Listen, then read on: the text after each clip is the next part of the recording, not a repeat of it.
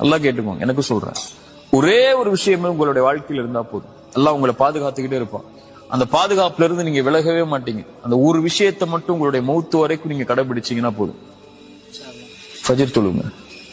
ரசூலுல்லாஹி ஸல்லல்லாஹு அலைஹி வஸல்லம் சொன்னாங்க, யார் ஃபஜ்ரை தொழுவாரோ அவர் அல்லாஹ்வுடைய பாதுகாப்பில் இருப்பவர். அல்லாஹ்வுடைய பாதுகாப்பில் இருப்பவரை எதுவும் தீண்டாது. ரசூலுல்லாஹ்வுடைய வார்த்தை இல்லையா?